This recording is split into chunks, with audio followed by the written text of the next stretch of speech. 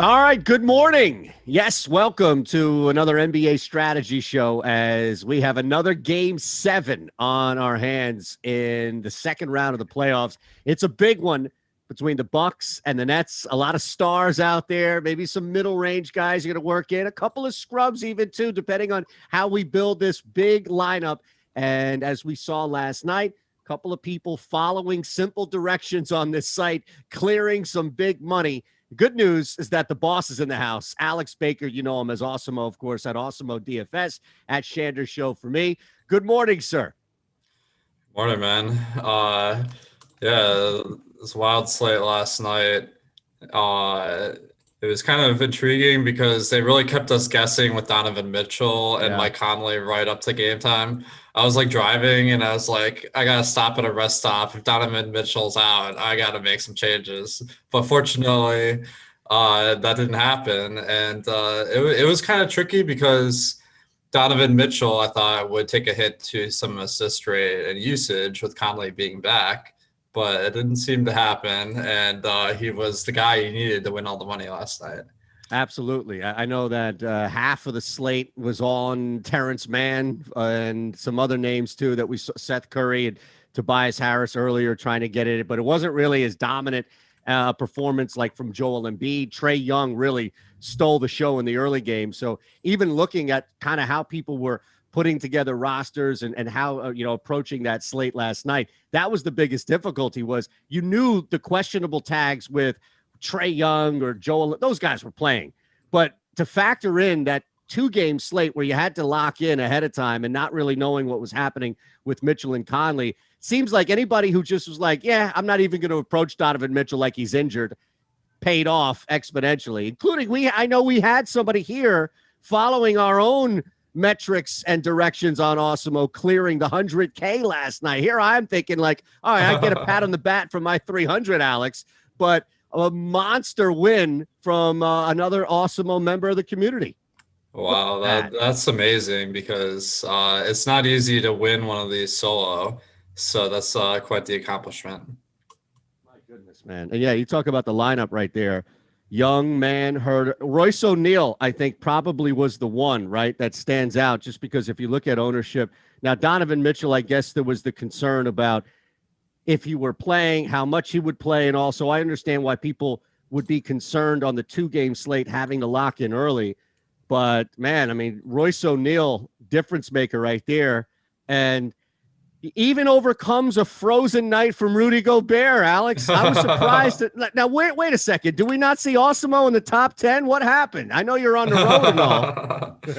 Yeah. I mean, it was a night where like certain guys were easy to call, like Terrence Mann. Like they basically took Zubats out of the rotation in the previous game. So you're like, okay, Terrence Mann is going to play a ton. I don't think any of us predicted he would get 39. We were just hoping for like 30 fantasy points, but he really had an exceptional night. It was funny because like in the top shot, his cards went up from like $10 to $30 because of this one game. Oh my So goodness. the hype was real. But the thing that's really interesting about this lineup is that Schwabi didn't really take any low-owned guys, and he still won solo. So that's a good reminder to us that we don't have to get too crazy to have a chance at winning one of these things without splitting it with all our buddies. Yeah, I mean, really, the two guys to look at would be, as we mentioned, Mitchell and O'Neal, and neither one of those guys are like super punts in this situation. Is that something? And you and I were talking ahead of time, and I think this might be a good example to kind of bring up for the people that play and follow and are beyond beginners and even beyond intermediate type players, but could be making some subtle mistakes as far as rostering and then looking and all on the short slates. We have one today, so it's showdown MVP mode for Draftkings Fanduel respectively, but just in these smaller, because we're going to have it again tomorrow, right? The 2 games again. Are there some small kind of like subtle mistakes you see made in hindsight to where it could be the difference of a solo 100K win and, like a decent placing of a top 20? Tonight, it's going to be really tough. Like Showdown is kind of a different animal than 2-game, because and especially in a game 7, because what we see is the rotation tightens up a lot. that means the 1K, 2K guys aren't playing very many minutes if they even get on the court. So guys like Mike James, Nick Claxton, it's like even those guys that have been playing every game, like I don't feel real confident about getting on the court tonight. And then you go to guys that don't even play to begin with, and you're really kind of grasping for straws, trying to get a guy that no one's going to have, but is for good reason. All right, before we start looking in depth at all of the different ways to stand out and be individual here on the one game slate, we should look at what happened on FanDuel last night as well, because we had some pretty big this was split, as you can see now. And as difficult as that was, right, to get this split here, we talked about how near impossible it gets to have that solo victory on the 2-game slate. This is pretty impressive here to see the 377.4 come out. And then, of course, you see this lineup with Trae Young being a big part of it. And that's what I was looking at as well. I mean, Matisse Thybulle jammed in there with 12 points, and you're still able to get a victory. That's pretty impressive. Again, Royce O'Neal. That's what's fun about FanDuel, because like instead of trying to get like the best 8 guys, you just need to get the best guys at each position. So like small forward last night, like obviously like not very many guys did very good. So having the cheap guy in Thybulle was a difference maker. And again, it's like interesting that like no real low owned guys in these lineups, just kind of had solid players, and they had the huge takedowns. Is that something? And I guess I understand technically different with the 1-game slate, but just looking at it with the 2 games that we're going to have tomorrow, and kind of before it continues, or I guess evaporates in front of us, where we won't have these multi-game slates. Do you see that a lot, where people are just racing for multiple punts in these lineups, where ultimately it's like, dude, you just needed maybe one at most, if that? Yeah, it's really interesting because I mean, I'm kind of running through this in my head. It's like, of course, you don't want to pick guys that aren't going to play very much. But then I remember our buddy Rinpack last year. I had Kendrick Nunn projected for 0 minutes, and Rinpack had him and won like 50K. So, I mean, it happens. That's what was so fun, is like trying to gamble on some guys that have like a low ownership that maybe can get the job done if everything goes right. Now, you sure Rinpack, well, he's a smart dude, so you sure he wasn't just pushing that 0 out there to get everybody off of them? Exactly. Right. So hit us up now. Look, we just gave you the 2 winning lineups from last night. One of them, part of our community here at Awesemo. So even more reason why you want to be a part of what we're doing here. Make sure you leave us a like. Make sure you are subscribed to the channel. You want to hit the notification bell as well, so you're not missing shows. Everything available too on the Awesemo Podcast Network. So leave us a 5-star rating on there, and you'll be eligible for a lot of great stuff. And with Awesemo Plus, it's $29.95. We do have these streamlined packages for the NBA. The Awesemo Plus NBA Weekly package at $16.95, $4.95 for the Weekly Express package. But as we continue to tell you, $29.95 for the entire site, to where you can now venture off into soccer and clear 100K like it's nothing, like Alex did last week. You can venture it. We have so many sharp minds and touts here giving out information from DFS to really betting as well, where there's no excuse. So if you want to take advantage of what we have across the board, it's $29.95 a week. Free tool today for you is the NBA player ranking. So make sure you're using that alongside our conversations. And yeah, you mentioned just approaching this 1-game slate, and the biggest issue that I think I'm balancing now is rosters and rotation, right? We've seen a game in this series where 6 guys played on both sides, and we've seen games in this series where they've really extended the bench. So yes, we can start and talk about the main guys from Durant to Giannis, Harden as well, but it also opens up guys that have a certain niche role that are going to get minutes regardless, like a Pat Connaughton, for example. So let's start with the top and kind of look at maybe your big picture approach to this game, Alex, and then we can look at some of the stars and work in some middle guys as well. Yeah, definitely. Before we get going here, shout out to Larry in the chat. Thanks for the super chat. He said he Oh, look at that. tied for first on FanDuel, cash 30K, 13K. So that's a great takedown. Well, he Congrats. also says salute the goat, A. Baker. So maybe I'll say that if I get it, the modesty there in you. So yes, salute the goat, A. Baker on that. That's a monster victory. Definitely, yeah. It was just impressive. I mean, that's impressive to have a 13K score because we've been seeing some nights it's like if you win, you get like 250. So that's pretty cool. So on today's game, it looks like a very close matchup. The spread's only 1.5. So I think it's a little bit less likely to see some of those end of the bench guys. I have it as only about a 7% chance of a blowout. So that being said, I feel like there are a few guys that are going to play somewhere in the low single digits minutes, and whichever one of those guys has the highest score could be in the winning lineup just because you got to cram in all the stars. And I mean, one of the easiest ways to do it is you just go out, you get several of these highest end guys, and you kind of force the salary cap into a spot where you gotta punt. But I think let's start with the Nets here, I guess. Sure. Harden, we were kind of worried coming off that injury, but he's played like almost all the minutes in consecutive games. So I expect he's going to be out there like almost every minute, maybe take a couple minute breather, but him and Durant, like that's Brooklyn right there. Like you don't have to get too fancy. You probably want one of those guys tonight. So that's an easy way to start off a lineup. Are you concerned at all? Because this is, I guess, the balance I have with Harden, which is, and it's different.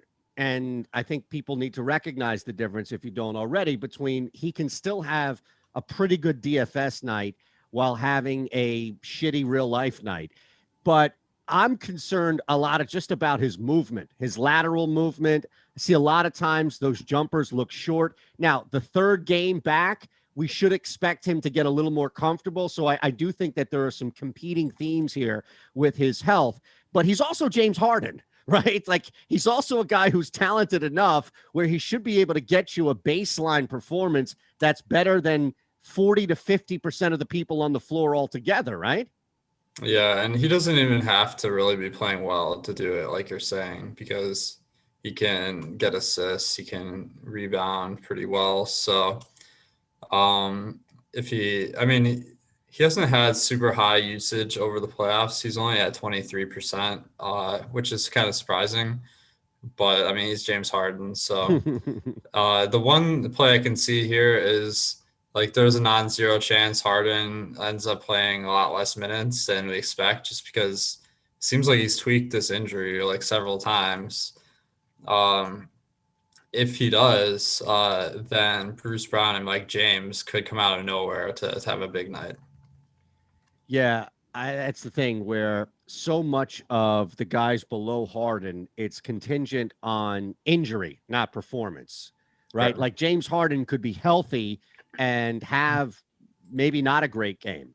And you mentioned it, like he doesn't have to have a great game to have a nice DFS performance, but he could very well be out there for 36, 37 minutes and have a pretty shitty DFS performance as well. Point being is that Steve Nash isn't going to pull him, right? Like he's not going to. We could see this with other guys like, oh man, he's struggling. So maybe even Drew Holiday stopped shooting, or Khris Middleton to that extent would stop shooting, still be out there and do other things. But Harden isn't going to stop shooting. He's not going to sit at all unless he's hurt. So you're really asking a lot right there, right, for Mike James and guys below him, really hoping that Harden gets hurt. And that's really the only way I think you can get to these guys. Does that make sense? Yeah, totally. I mean, we saw it last game. Mike or Bruce Brown, he only played 4.5 minutes. Mike James played 3.5 minutes. So like basically no one's going to be on these guys. But there is some volatility to the situation. I'm just trying to play this through my head here, where Yeah. like uh like at least these guys have a path to being a winning lineup. But if you go beyond that to like Tyler Johnson, like he played in garbage time last game in TLC, like, but these guys, like, even if there's an injury, probably won't crack the rotation. Now, last time you and I had a conversation about Bruce Brown, I was really nervous because I talked you out of him, and I don't think he was anywhere near the optimal lineup, right? No, yeah, he basically got benched because of his bad performance in the previous game. So that was a great call. Hey, it was just a narrative bet. That's all. Just betting on the fact that they were like, nope, we don't want the ball anywhere near you. So Kevin Durant now becomes an interesting play here because, yes, I mean, he's Kevin Durant, and even if Harden weren't playing, you would still have the ridiculous usage and performance expected from him tonight. But we know that he's going to be super high owned as well. So is there a way to counter the ownership by not having him in the captain? Meaning, yes, you want to save money, and we'll talk about cheap options from Connaughton through Lopez and maybe somebody on the net side. But is there, and I don't know this, Alex, is there a way to mitigate or counter some ownership for somebody so heavily owned like Durant and I guess Giannis as well, to still have them on your roster because you have to, but not going captain mode, knowing you'll sacrifice the 1.5 points productivity? Yeah, I mean, I think that because Durant got like literally 100 points a couple games ago, Yes. that people are going to want to put him in the captain spot, and he's a fine captain. The one thing I'll say is that one kind of game I play my lineups for is that like you need several of these stars in your lineup to win, and that if multiple of these guys go out and have big games, that makes it more likely that all of them will be in the flex instead of at captain, just because you need all that money, and spending 1.5x on the highest price guy or one of the highest really puts you in a spot where you can't get guys like Harden in the flex. Yeah, so FanDuel, you don't have the price break, and you still have a couple of big guys that we need to work in the lineup here. So how does that change without having the price break that you have in DraftKings, but knowing that you have to work everybody in here and you having those 3 spots as well up top with the MVP? Yeah, I think it makes it so if you pick like Harden or Durant or Giannis, like you're gonna want them in one of the top 2 slots most likely, because if they don't have one of the highest scoring nights or games of the night, then they probably just aren't going to be in the optimal lineup at all, because you're going to need to spend that money on other guys. So for the highest price guys, you don't have to get too crazy. You just put them in the MVP or star. Yeah, and then I have to double check this here. Just crunching a couple of FanDuel lineups with our projections. Not a lot of getting to Durant. Is that surprising in that regard to you? It's not so surprising because he is 16.5K. So that's quite a hefty price tag to pay. It's pretty much making a decision between Giannis or Durant at the MVP spot. And it looks like for us, at least, we're heavy on Giannis as far as that projection. Yeah, I mean, I think Giannis has been a better fantasy producer over the season, so that makes sense. Giannis played almost all the minutes last game too until garbage time. So I think I would have a lean towards Giannis, a pretty significant one, but that's not to say that Durant's a bad play. Awesome. All right. So I saw Jacob, by the way, on the super chat. Didn't look like he had anything to say, just hitting us up with some dough. So we appreciate you. Yes, absolutely. Look, you don't need to say anything on the super chat. You're definitely going to get noticed and recognized, but we appreciate that across the board. So now back on DraftKings and kind of going back to the strategy here, if you will, to applying captain mode is, same thing with Giannis, right? Where he's going to be heavily owned, but he really is the best bet for the highest producer here across the board. So unlike what we said with Kevin Durant, where maybe it's just about rostering him and not having him as your captain. Can you get away? Like, is there, assuming that you roster it correctly with a couple of punts or maybe one punt in this roster as utility, how workable is Giannis as your captain for a DraftKings lineup today? I think, I think it's the same thing where you're going to have to really sacrifice the rest of your lineup if you put Giannis at captain. So I tend to put the studs at captain more in smaller field tournaments just for a lineup construction purpose, because you're not trying to get like necessarily the optimal lineup.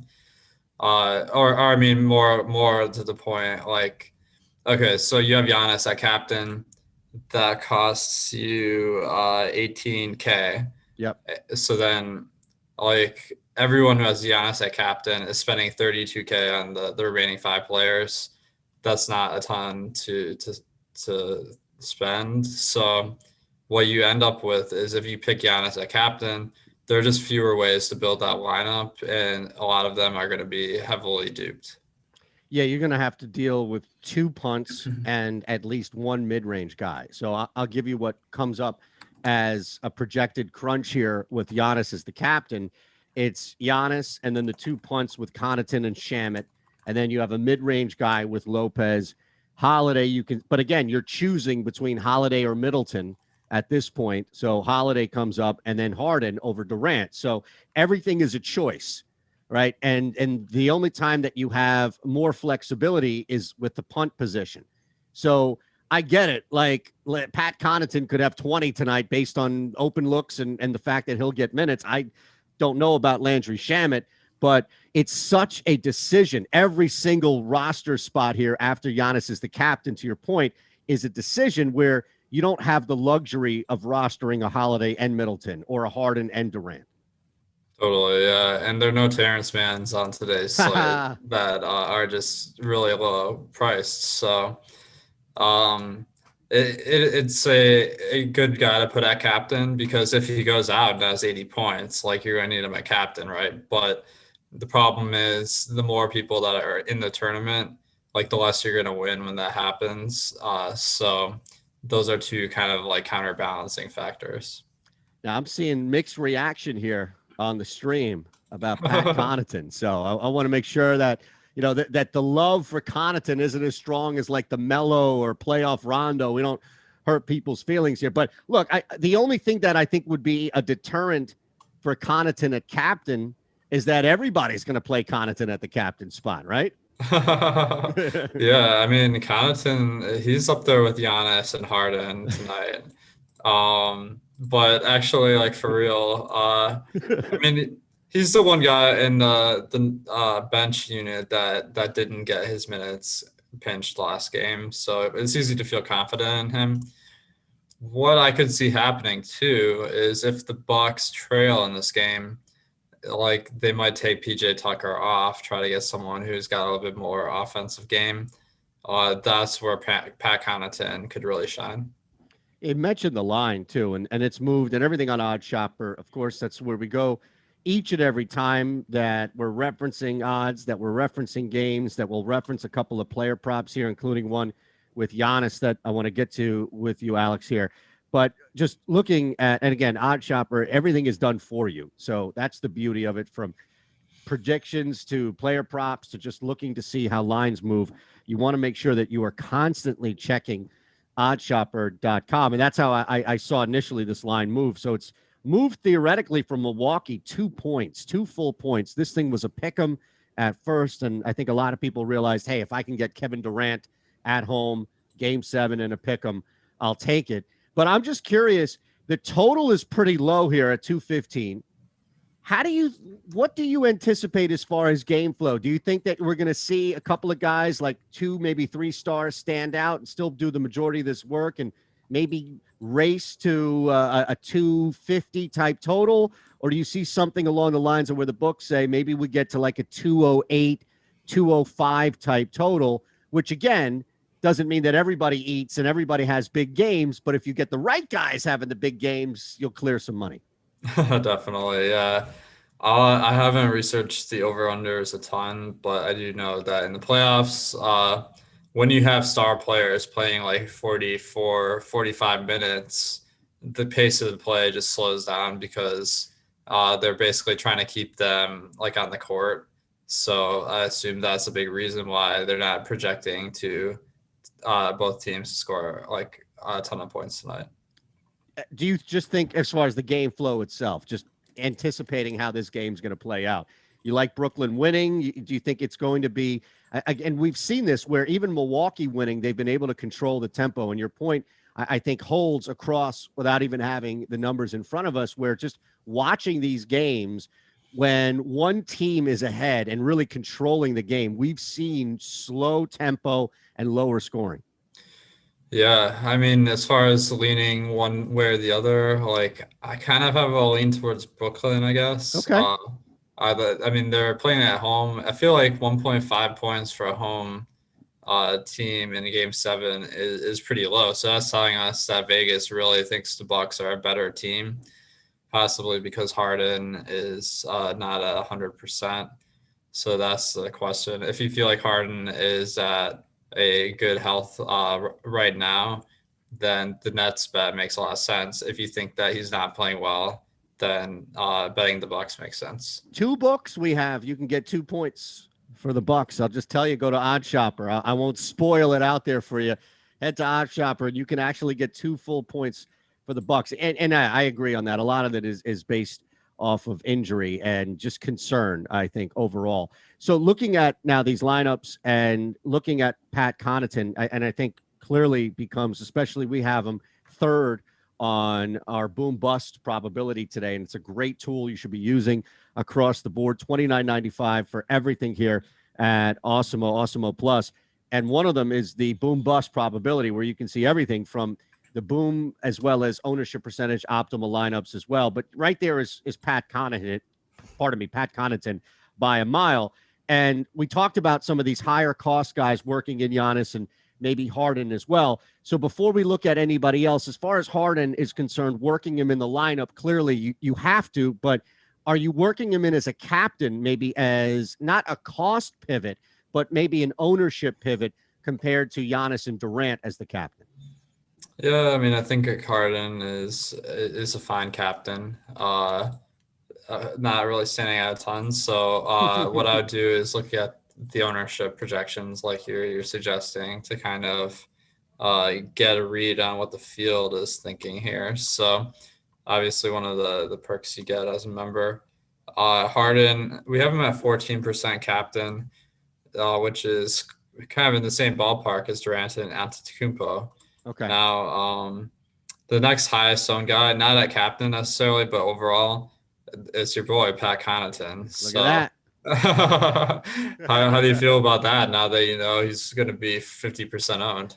Well, this is, again, I think part of the showdown mentality, because I would say that the novice, the guy that's not clearing 100K last night, even though I followed the same directions as he did, I'm thinking, all right, well, I get it. Like, Pat Connaughton makes the most sense economically speaking, but I would foolishly say, no, let me find a pivot and go with Landry Shamet as the captain. But then I go back and I think, well, let me ask Awesemo here, Mr. Alex Baker, because it's only one game, and I can't imagine that every single decision has to be based off of ownership. Like, at some point, you're going to have to roll with a guy who's not Giannis, who's not Durant, that's 50, 60, maybe even 70% owned, right? Oh, yeah. So let me give you guys a tip here for one way you could go here. All right, so after Pat Connaughton, the next highest price guys that actually have a good chance of playing are Jeff Green, Landry Shamet, PJ Tucker, and Bryn Forbes. And Pat Connaughton is by far the cheapest, but he could easily outscore that group. So if you just leave, so you go with Connaughton at captain, you put in like Antetokounmpo, Durant, and Harden or something. Like, maybe that's hard to pull off, but you like put all the studs in your lineup, but you leave like 2K on the board. I think if you leave that money on the table, people are going to be less likely to have that lineup. But because Connaughton kind of is toe to toe with these other guys that are higher priced than him, I think you have potential to win. All right, so real quick, just to make sure I grab that, it's still with Connaughton as the captain in the lineup. That'd be kind of my lean if I was leaving money on the table, because if you go with like Antetokounmpo or Durant at captain, then if you're leaving out money on the table, it's because you're picking some really bad players in the flex, which I don't think has as high a likelihood of winning. I want to make sure that you are taking full advantage of everything here on this site, in this community. And look, you're going to get a bonus every now and again, like a tip thrown out there from Alex. And I can't promise that in these reads here that we have. I could just say it's part of the overall experience. That's why we always suggest you watch these shows, because you never know. I mean, you never know what you're going to hear, including just play this lineup today. But across the board, and we have a really cool offer for you to step up from Awesemo Plus to Awesemo Plus Platinum. It's 25% off your first week.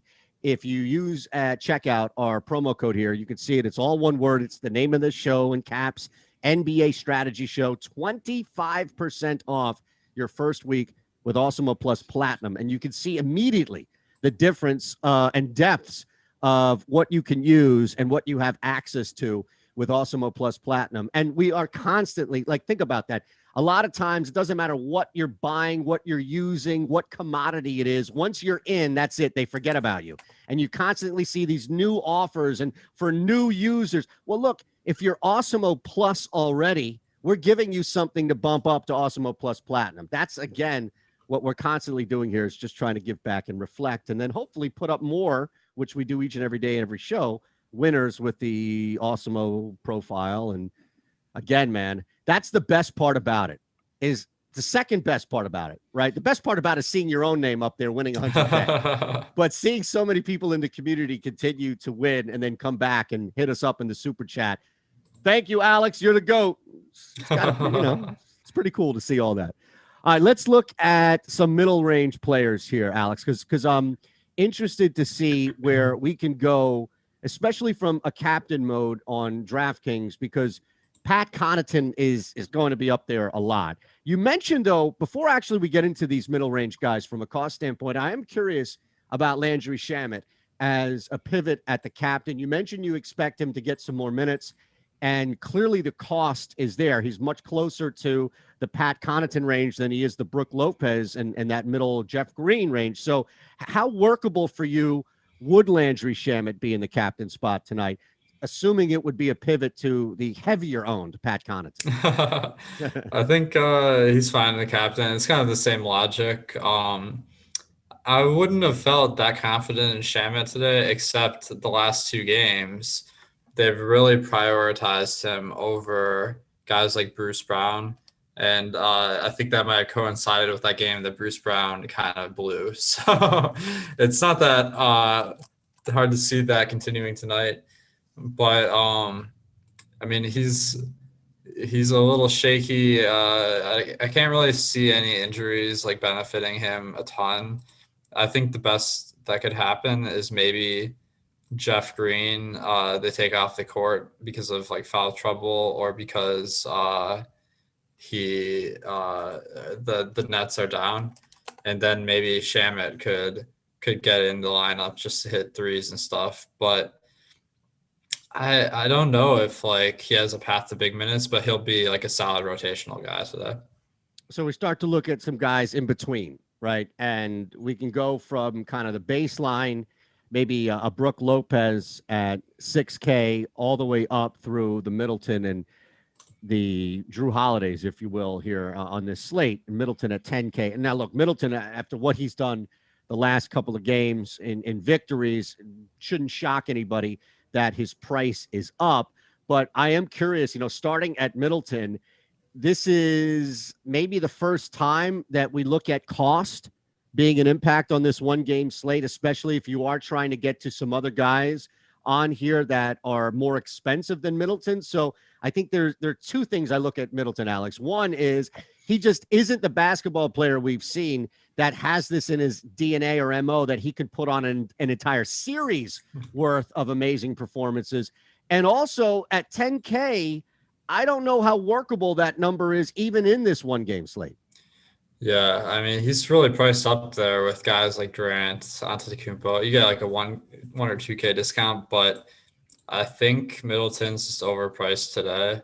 Obviously coming off some big performances, but I mean, we're all about the data, right? So his usage over the year has been 24.5. Over the playoffs has been 25.8.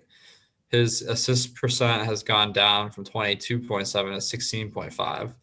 So what we've been seeing is he's been taking a few more shots and getting a lot less assists. To me, that kind of indicates that maybe he's been getting a little bit lucky with the production, and it's not as a result of having the ball more in his hands. So I think Middleton is a guy that's probably good to be under on. Yeah, I think a lot of people are going to slide in there and say, "Oh, well, 10K, it's worth the price." And just looking at where he is on our boom bust, he's not that high compared to a couple of other guys, including more workable pivots. I mean, right away in Drew Holiday, right? I mean, I guess it's $600 cheaper, and that's not a ton by any means. And 9.4 for Holiday is you're still going to spend on that, but I think. I don't know. Both of these guys, I feel like, and it's reflected here in our boom percentage, 16% for Holiday, 12% for Middleton. They just seem like, and I know I'm saying this on a one-game slate and a game 7 where both have performed at high levels throughout this series, or at least at times in this series, but they both seem like big risks today. And I know I have to roster at least one of them most likely in a big lineup, but does that make sense, Alex? They just both individually seem like big risks with everything associated with them. Yeah, I mean, the risk is really kind of associated with the price tag because 9,400 for Holiday is also very high. So these are riskier thing. Is they're going to be on the court like pretty much all of the game. Before garbage time, Holiday and Middleton only got pulled for about 1.5 minutes each. So you could see in a close game these guys playing like 46 minutes, which I mean, they're not the greatest fantasy producers, but that gives a lot of potential to get there. All right, now a quick little tease here. We've tracked down. We're going to do this before we get out of here at the end of the show. We have tracked down our guy Larry's lineup from last night, and we're going to give him a special little shout out there at the end. All right. Nice. Yes. Now, people ripping the Jazz last night. Come on, man. Ben Rossa could be watching this here. All right. He's come on. People have feelings out here last night. That was insane to see that. Beyond Terrence Mann, of course, come out. Just the way in which the Clippers have won that series was. I thought I was sweating it out with Philly. Dude, they're even better without Kawhi Leonard. Like, who would have ever guessed? That's all Paul George needed, man. He needed everybody just to clear out and the better player to get hurt. It's amazing here. I am seeing, and I do want to give credit to who it was, but it's so far back on the stream, so I apologize for not getting your name. But I did see there was some Joe Harris love as far as breaking the slate tonight as a captain. Now, again, we have these middle range guys here where it's not going to be the luxury of rostering everybody with Shamet and Connaughton, but I thought Jeff Green would be a really strong play, but then you kind of maneuvered around him a little bit when we were talking earlier that he could be in foul trouble or may not be a stronger play compared to maybe a couple of other guys. But Green last time at least was a strong play heading into game 6 as a captain because you could still work some people around. And clearly, Alex, we're seeing the minutes for Jeff Green. So it's really just a matter of what you said, foul trouble. Yeah, I mean, I think Jeff Green is a good play. I didn't mean it like that. Okay. He's been playing increasing minutes coming off this injury, and then last game he only got pulled for 8 minutes before garbage time. So that really shows you the minutes upside where this guy could be playing like high 30s minutes or even more. Basically, they're trying to match him on Antetokounmpo for defensive reasons, which makes a lot of sense.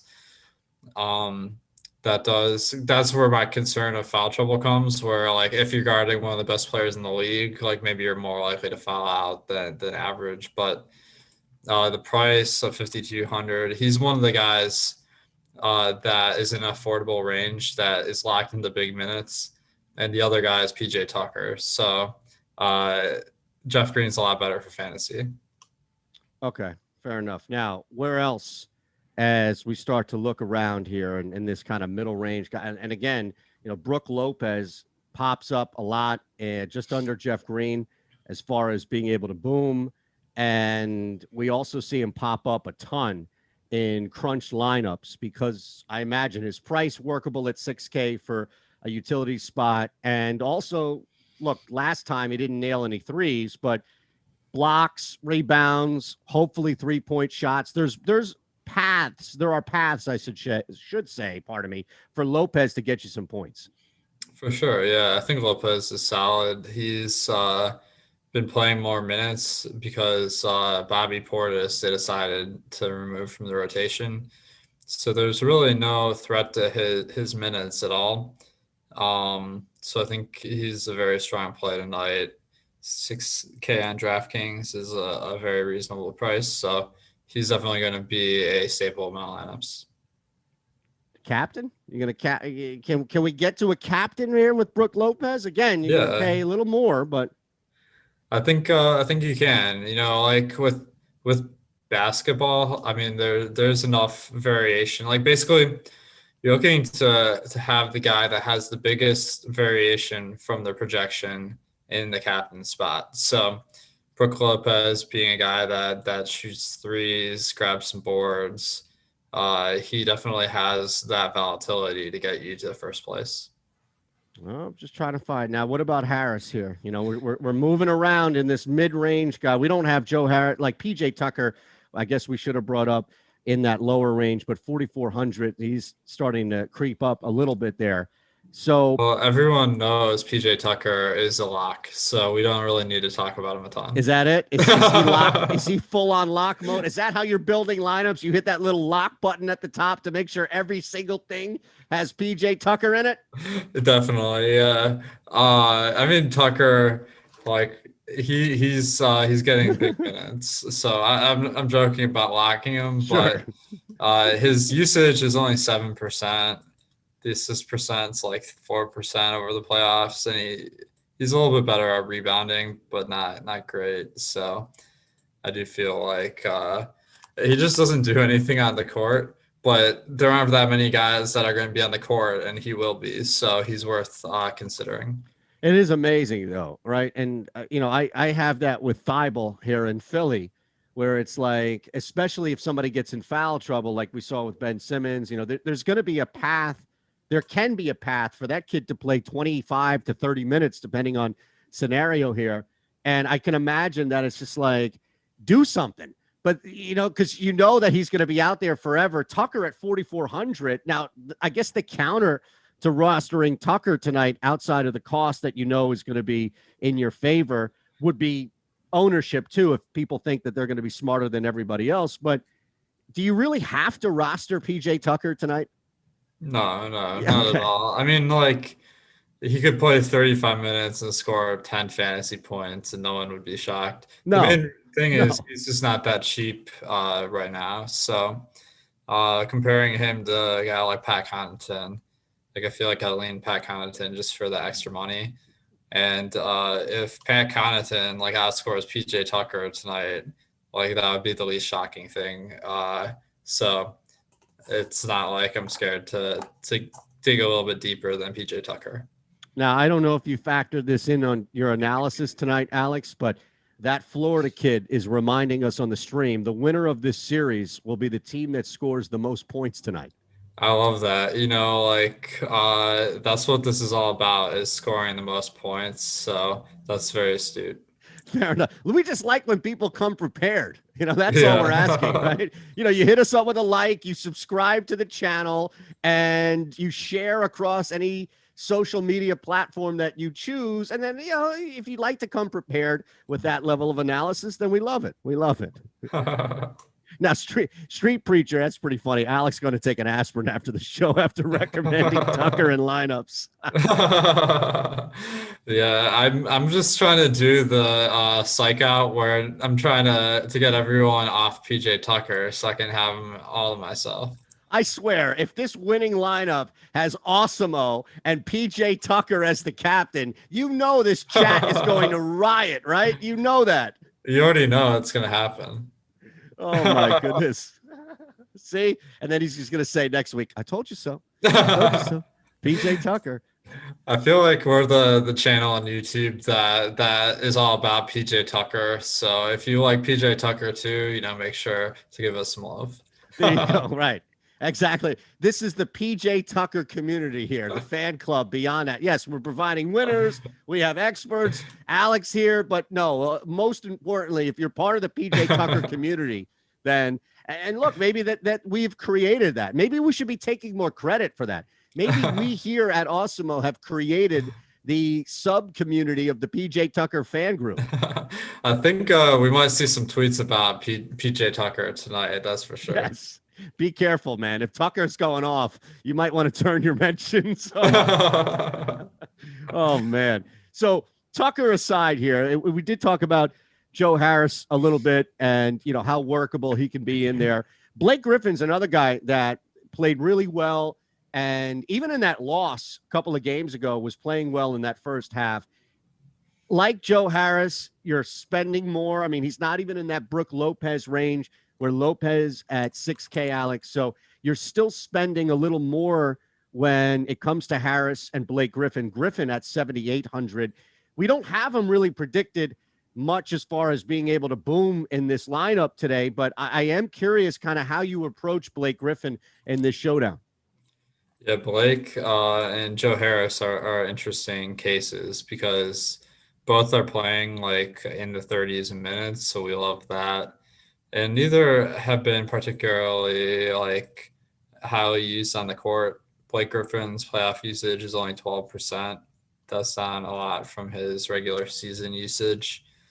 And let's see, his rebounding, 15% defensive boards. So it's not like he's the greatest rebounder, even though he's playing center. So I feel like he's just overpriced by a lot. So I'm really hesitant to go to Blake Griffin tonight. I think you're better off going more like stars and scrubs, I would have to say. Joe Harris, I think kind of the same thing, except he's a much better offensive player just because he can hit threes at a high rate. So they're going to want him out there. He played all but 7 minutes in the last game before garbage time. So I think someone you can count on the court, but again, for roster construction, I'm not prioritizing him because that price of 7,200 is a little bit high for his talents. All right. Makes sense. So no captain. No captain for Blake. I think I'm good on Blake and captain. Fair enough. Well, you already locked in PJ Tucker. What are you talking about? I'm sorry. I kind of did too. Yeah. Between those guys, like we got plenty of lineups to build. Boy, if Pat Connaughton plays like 8 minutes tonight, I'm not going to be on Twitter. by no means. All right, today's sponsor is No House Advantage. We tell you all about NHA for good reason because it's the way to get ahead of the books. It's the way to make money when it comes to player props. Over 500 player prop offerings available to you. NBA right now is what we do. But look, from baseball to football to golf, everything that you can think of for cash prizes, it's all peer-to-peer, which makes it much easier, leveling the playing field. And the beautiful thing about it is if you just look at overs or unders sorted, you can see where the NHA line is versus the projection. And just go to your favorite book of choice, and I guarantee you that that book has already caught up with our projection. So, for example, James Harden rebounds at 10.64 with a projection. I guarantee you the books are right around that number, whereas No House Advantage, it might be in from injury concern. It might be in from him being questionable. It's not going to move. You can lock in over 6.5 with our projection. It doesn't move, unlike the books and everything else. It really is the place to go. And I mean, my goodness, that number right away, Alex, 6.5 rebounds for James Harden. We have him projected at nearly double that. I mean, if you're not smashing that over, I don't know what's going on here, right? Yeah, I mean, that does seem like a high projection for him. So I'm kind of looking at this, but he does get a decent amount of defensive rebounding, Yes. but it's really the minutes where if he plays 46 minutes tonight, then it's not hard to see him having a ton of rebounds. Look at his points too. The NHA projection for points has him at 15.5. We have him projected at 22.6. And even then, like, he doesn't need to get 22 or 20, but just getting to 16 points tonight shouldn't be difficult, again, to your point about minutes for James Harden.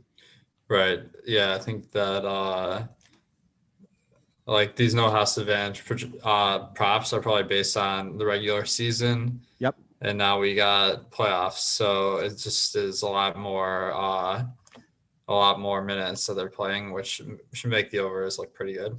Last one, just because I wanted to flip it on the under. And look, it's our guy Bruce Brown, 1 through 6 on the best under props are all around. So basically just go under anything with Bruce Brown, from PRA to points and anything in between, including a 12.5 projected points, rebounds, and assists. And then NHA, we have him projected at 4.95. That's a 100% chance that it goes under from NHA. You don't get the 100 often. You get 99 every now and again, but you don't get that 100, Alex. Yeah, I mean, he barely played last game, so that one seems like a safe bet. He played 4.5 minutes. Love it, man. All right, let's look here. D. Owens 89 on the Super Chat. And again, everything here on the Super Chat, the Premium Slack, we love and appreciate all of your interaction and communication. The question is, KD and Giannis a priority on FanDuel, or KD with mid-range plays? I kind of like going KD and Giannis because it does reduce the number of combinations of the remaining players a good amount, which kind of increases your chances of being optimal as opposed to going to the mid-range plays. So it's more just about stars and scrubs, as we kind of said, right? Yeah, just kind of if you have Harden and was it Harden and Giannis or KD? No, it was KD and Giannis versus. Oh, KD and Giannis. Yeah, KD, Giannis in that field in FanDuel, or just working with KD and a bunch of mid-range guys. Yeah, just think of it this way. Like, if you have KD and Giannis, you don't need one of the two to outscore each other, where if you pick one of those two, then you need to pick the higher scoring one between them. Most likely, they're both going to have really good nights. So that is pretty much a coin flip, where if you have them both, then you're just worried, like, are they going to outscore Harden and Khris Middleton? Well, Giannis, OddsShopper has his total at 33.5 points. And I know it's game 7, and I know that the Bucks are already a short dog on the road. It opened as a pick 'em, now up to 2 on OddsShopper. But with Middleton and Holiday, and even the idea, the opportunity of a Lopez to hit a couple of shots, depending on how this strategy is, I'm tempted to go under. I know he's still going to be a monster in fantasy and DFS tonight, but I'm tempted to go under that 33.5. It's just a big number to get to on this type of game with other people I think he's going to rely on scoring.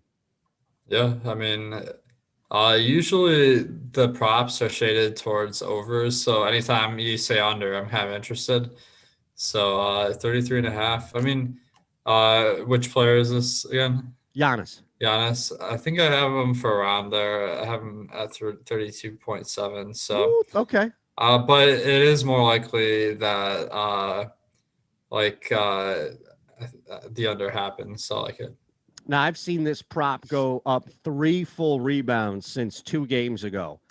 It started at 8.5. It closed at 9.5. I think last game was at 10.5. Now Durant is at 11.5 rebounds. Wow. And I hate to rely on any trends, especially short-term trends, but he's everywhere defensively and and he's even being able to move around on the offensive range when he's not scoring. So I'm going to go over. I'm going to go over 11.5 rebounds for Durant tonight, Alex. I like it. Yeah, I think Blake Griffin, their center, just hasn't been rebounding at all. So that means Harden and KD have to get the rebounds. But 10 point, was it 11 or something? It was 11.5. And again, that's why it keeps going up, right? It's gone up 3 full rebounds from 2 games ago. I might take the under there. It makes me a little nervous because like he could go out and play 48 minutes and like get a ton of rebounds, but I just am not seeing that in his rates. That he's only had a rebound percentage of 10.5 over the playoffs, which that's not like a really high rate. So 11.5 seems like a lot of rebounds. Before we get Larry's lineup here, Bryn Forbes was the only name that we did not mention across the board as far as how workable he could be. And, you know, he's kind of right there at the bottom, not expected to do much according to our boom percentage, but is still at 3,600 now, back to where it's like a cheap, workable range. Any interest at all in Bryn Forbes? Oh man, the problem is Drew Holiday has been playing, like last game he only sat for 1.5 minutes. So like for Bryn Forbes to get a lot of minutes, he's going to really need to play well in a short period of time to earn them. It's possible he does that over Connaughton, but Connaughton is competing with more like PJ Tucker for minutes. So I think with the price tag of Bryn Forbes, he's probably someone I would avoid. All right, let's get it up if we can, Chris. This was the lineup. Now, remember, we had Larry pop in. We'll go back to his initial super chat. Tied first, cashed out first on 13K FanDuel last night. Salute the GOAT, A. Baker. Look at that. Beautiful. Amazing job by Larry, too. He's got, you know, a nice little reminder for us. And he hit us up with a decent chunk on a super chat, too. That's always nice. You never want to tell people how to spend their money, but it's always nice when a winner comes in and spreads it out a little bit, right? Yeah, cigars Larry. For everybody on Larry. Larry, congrats again on the good night. I mean, like, had the nuts there. That was a hard lineup to get to. Like, only a few people had it, so congrats. That's amazing, man. Amazing. All right, my friend. I think we have covered each and every player here on this slate, and all of the things as far as from captain and some contrarian plays as well. We got to the Brooke Lopez, Joe Harris areas on the slate here, and we've done everything. So all we ask in return is before Emac and Terry come up for MLB strategy next, just hit us with a like if you haven't already. Make sure you are subscribed to this channel because that does wonders for us here. Anything else? Did we get in? I think we did, right? Everything. Yeah. Just thanks everybody for checking out our show, and good luck tonight. Awesome. That's Alex Baker, Awesemo, as you know him. Chris, thank you, sir. Another great job producing the show. You can follow us all on Twitter at Awesemo DFS, at Shander Show, at Awesemo_com, and at Awesemo NBA DFS as well. So look, have a great day. MLB Strategy Show coming up next. Enjoy your winnings out there, and thanks for riding with us.